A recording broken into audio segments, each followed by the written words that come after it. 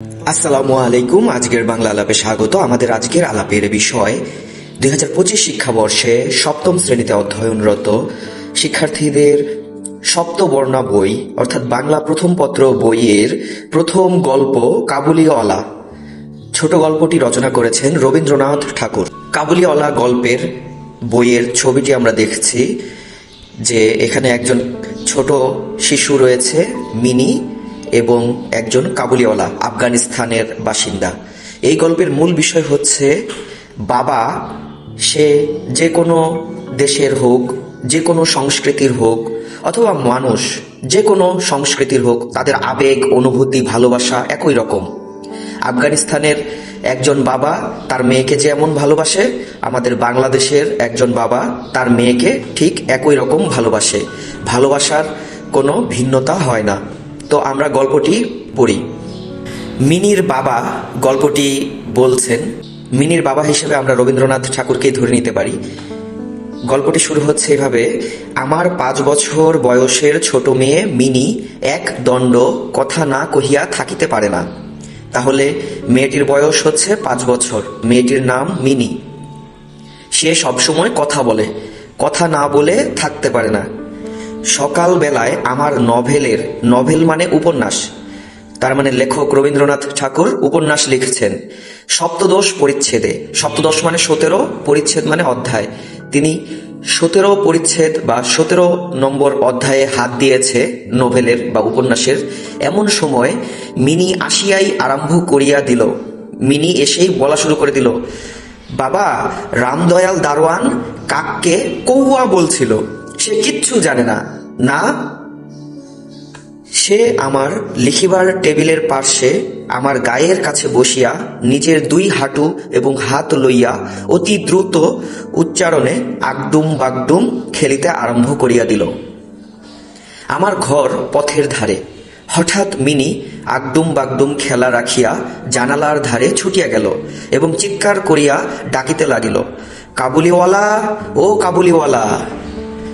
ময়লা ঢিলা কাপড় পরা, পাগড়ি মাথায়, ঝুলি ঘাড়ে, হাতে গোটা 2-4 আঙুরের বাক্স এক লম্বা কাবুলিওয়ালা পথ দিয়া যাইতেছিল।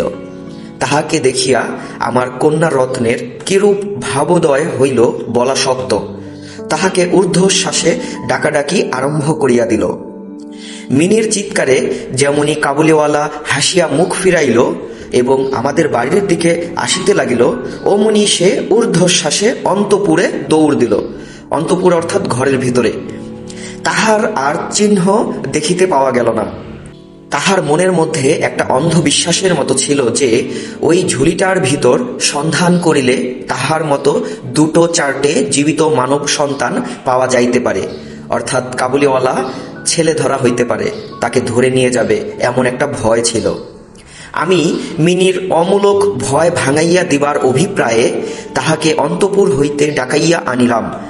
লেখক এই মিনির যে ভয়টা আছে সেটা ভাঙানোর জন্য ঘর থেকে বাইরে ডেকে আনলেন। সে আমার গা ঘেঁষিয়া দাঁড়াইয়া রহিল। কাবুলি ঝুলির মধ্য হইতে কিসমিস খোবানি বাহির করিয়া তাহাকে দিতে গেল। সে কিছুতেই লইল না। দ্বিগুণ সন্দেহের সহিত আমার হাঁটুর কাছে সংলগ্ন হইয়া রহিল। প্রথম পরিচয়টা এমনই ভাবেই গেল। কিছুদিন পর একদিন সকাল বেলায় বাড়ি হইতে বাহির হইবার সময় দেখি আমার দুহিতাটি দ্বারের সমীপস্থ বেঞ্চির ওপর বসিয়া অনর্গল কথা কইয়া যাইতেছে। অর্থাৎ কিছুদিন পরে লেখক দেখলেন যে তার কন্যা, দুহিতা মানে কন্যা, দরজার কাছে বেঞ্চির ওপর বসে অনর্গল কথা বলে যাচ্ছে এবং কাবুলিওয়ালা তাহার পদতলে বসিয়া সহাস্য মুখে শুনিতেছে। কাবুলিওয়ালা তার পায়ের কাছে হাসি মুখে বসে শুনছে এবং মধ্যে মধ্যে প্রসঙ্গক্রমে নিজের মতামত ব্যক্ত করিতেছে। মিনির 5 বর্ষীয় জীবনের অভিজ্ঞতায় বাবা ছাড়া এমন ধৈর্যবান শ্রোতা সে কখনো পায় নাই। মানে মিনির বাবার পরে এই কাবুলিওয়ালা হলো তার একদম ধৈর্যবান শ্রোতা, যে ধৈর্য সহকারে সব কথা শুনছে। আমাদের বাবারাও মেয়েদের কথা এরকম ধৈর্য সহকারে শুনে থাকে। আবার দেখি তাহার ক্ষুদ্র আঁচল বাদাম কিসমিসে পরিপূর্ণ, মানে কাবুলিওয়ালা তাকে বাদাম কিসমিস দিয়েছে খাওয়ার জন্য, সেটা তার আঁচলের মধ্যে। সংবাদ পাইলাম কাবুলিওয়ালার সহিত মিনির এই যে দ্বিতীয় সাক্ষাৎ তাহা নহে, ইতোমধ্যে সে প্রায় প্রত্যহ আসিয়া পেস্তা বাদাম ঘুষ দিয়া মিনির ক্ষুদ্র হৃদয়টুকু অনেকটা অধিকার করিয়া লইয়াছে। দেখিলাম এই দুটি বন্ধুর মধ্যে গুটিকতক বাধা কথা এবং ঠাট্টা প্রচলিত আছে, যথা রহমতকে দেখিবা মাত্র আমার কন্যা হাসিতে হাসিতে জিজ্ঞাসা করিত, কাবুলিওয়ালা ও কাবুলিওয়ালা, তোমার ও ঝুলির ভিতর কি? অর্থাৎ কাবুলিওয়ালার নাম কি? রহমত। রহমত একটা অনাবশ্যক চন্দ্রবিন্দু যোগ করিয়া হাসিতে হাসিতে উত্তর করিত, হাতি। উহাদের মধ্যে আরো একটা কথা প্রচলিত ছিল। রহমত মিনিকে বলিত, খোকি, তুমি শ্বশুর বাড়ি কখনো যাবে না? কথাটার একটা কোনো জবাব না দিয়া চুপ করিয়া থাকা নিতান্ত স্বভাব বিরুদ্ধ। সে উল্টিয়া জিজ্ঞাসা করিত, তুমি শ্বশুর বাড়ি যাবে? রহমত কাল্পনিক শ্বশুরের প্রতি প্রকাণ্ড মোটা মুষ্টি আস্ফালন করিয়া বলিত, আমি শ্বশুরকে মারবে। শুনিয়া মিনি শ্বশুর নামক কোনো এক অপরিচিত জীবের দুরবস্থা কল্পনা করিয়া অত্যন্ত হাসিত। মিনির মা অত্যন্ত শঙ্কিত স্বভাবের লোক। রহমত কাবুলিওয়ালা সম্বন্ধে তিনি সম্পূর্ণ নিঃসংশয় ছিলেন না। তাহার প্রতি বিশেষ দৃষ্টি রাখিবার জন্য তিনি আমাকে বারবার অনুরোধ করিয়াছিলেন। একদিন সকালে আমার ছোট ঘরে বসিয়া প্রুফশিট সংশোধন করিতেছি। প্রুফশিট হলো আমরা লেখকেরা যে লেখাটা লিখি সেটা কোনো ভুল আছে কিনা সেটা সংশোধন করা হয়। এমন সময় রাস্তায় ভারী একটা গন্ডগোল শোনা গেল। চাহিয়া দেখি আমাদের রহমতকে দুই পাহারাওয়ালা বাঁধিয়া লইয়া আসিতেছে। তাহাদের পশ্চাতে কৌতূহলী ছেলের দল চলিয়াছে।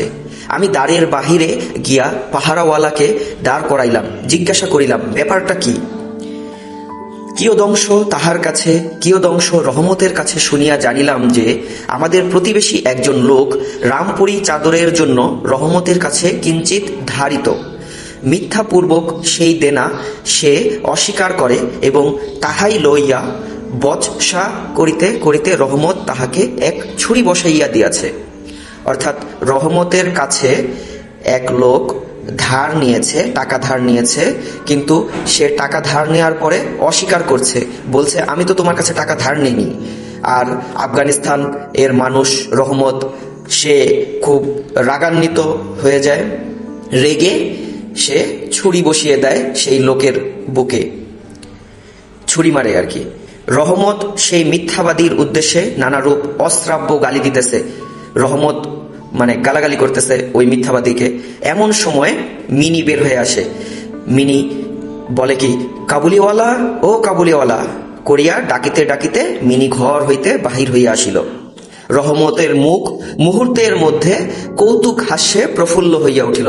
মেয়ের সামনে তো আর গালাগালি করা যায় না, ছোট মেয়ে, তাই রহমত সে এখন হেসে উঠল। মিনি একেবারেই তাহাকে জিজ্ঞাসা করিল, তুমি শ্বশুর বাড়ি যাবে? রহমত হাসিয়া কহিল, সেখানেই যাচ্ছে।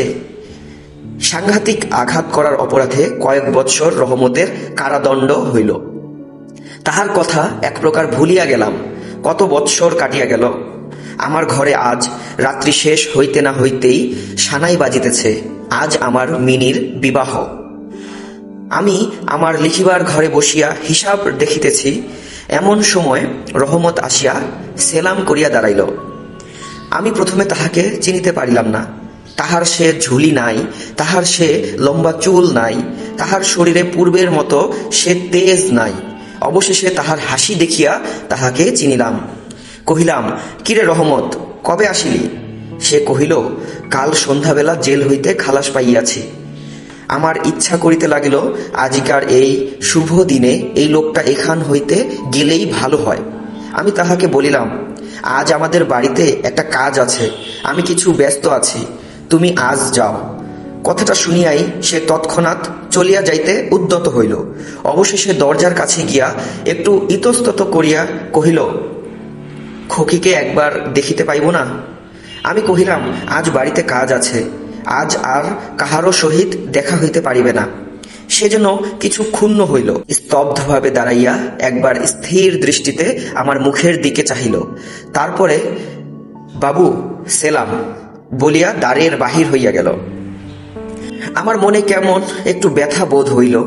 মনে করিতেছি তাহাকে ফিরিয়া ডাকিব, এমন সময়ে দেখি সে আপনি ফিরিয়া আসিতেছে। কাছে আসিয়া কহিল, এই আঙ্গুর এবং কিঞ্চিত কিশমিশ বাদাম খোকির জন্য আনিয়াছিলাম, তাহাকে দিবেন। আমি সেগুলি লইয়া দাম দিতে উদ্যত হইলে সে হঠাৎ আমার হাত চাপিয়া ধরিল, কহিল, আপনার বহুত দয়া, আমার চিরকাল স্মরণ থাকিবে। আমাকে পয়সা দিবেন না বাবু, তোমার যেমন একটি লড়কি আছে তেমনি আমার দেশে আমারও একটি লড়কি আছে। আমি তাহারই মুখখানি স্মরণ করিয়া তোমার খোকির জন্য কিছু কিছু মেওয়া হাতে লইয়া আসি। আমি তো সওদা করিতে আসি না। এই বলিয়া সে আপনার মস্ত ঢিলা জামাটার ভিতর হাত চালাইয়া দিয়া বুকের কাছে কোথা হইতে এক টুকরা ময়লা কাগজ বাহির করিল। বহু সযত্নে ভাঁজ খুলিয়া দুই হস্তে আমার টেবিলের ওপর মিলিয়া ধরিল। দেখিলাম কাগজের ওপর একটি ছোট হাতের ছাপ, ফটোগ্রাফ নহে, তেলের ছবি নহে, হাতে খানিকটা ভূষা মাখাইয়া কাগজের উপর তাহার চিহ্ন ধরিয়া লইয়াছে। কন্যার এই স্মরণ চিহ্নটুকু বুকের কাছে লইয়া রহমত প্রতি বৎসর কলিকাতার রাস্তায় মেওয়া বেচিতে আসে। দেখিয়া আমার চোখ ছলছল করিয়া আসিল। সেই হস্তচিহ্ন আমার ওই মিনিকে স্মরণ করাইয়া দিল। আমি তৎক্ষণাৎ তাহাকে অন্তঃপুর হইতে ডাকাইয়া পাঠাইলাম। অন্তঃপুরে ইহাতে অনেক আপত্তি উঠিয়াছিল, কিন্তু আমি কিছুতে কর্ণপাত করিলাম না।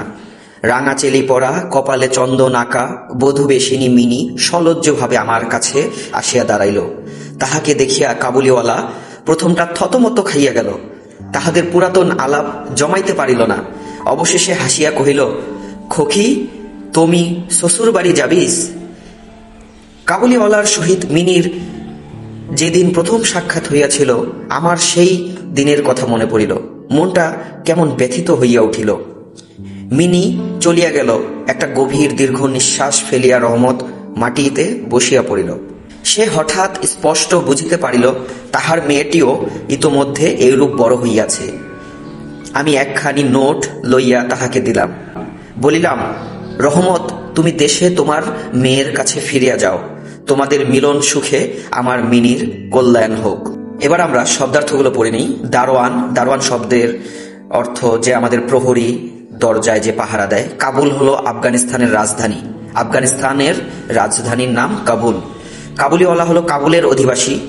অতীতে কাবুলের বা আফগানিস্তানের অনেক লোক আমাদের এই ভারতবর্ষে কলকাতায় অনেক কাজে এদেশে নিয়মিত যাতায়াত করত। দণ্ড, মুহূর্ত, নভেল, উপন্যাস, সপ্তদশ, 17, পরিচ্ছেদ, অধ্যায়, পার্শ্বে, পাশে। কন্যারত্ন, কন্যাকে আদর করে রত্নের সঙ্গে তুলনা করা হয়েছে। ভাবোদয়, ভাবের উদয়। ঊর্ধ্বশ্বাসে, অতি দ্রুত বেগে। অন্তঃপুর, বাড়ির ভিতরের অংশ। অভিপ্রায়, ইচ্ছা। খোবানি, বাদাম জাতীয় ফল। দুহিতা, কন্যা। দ্বার, দরজা। সমীপস্থ, নিকটে বা কাছে। অনর্গল, অবিরাম, অনবরত মানে একটানা। সহাস্যমুখ, হাসিমুখ। পঞ্চবর্ষীয় মানে 5 বছর বয়সী। প্রুফশিট, কোনো লেখা ছাপার আগে বানান, বাক্য, জ্যোতিচিহ্ন এসব সংশোধনের জন্য মুদ্রিত পত্র। মেওয়া, ডালিম, আঙ্গুর, বাদাম জাতীয় ফল।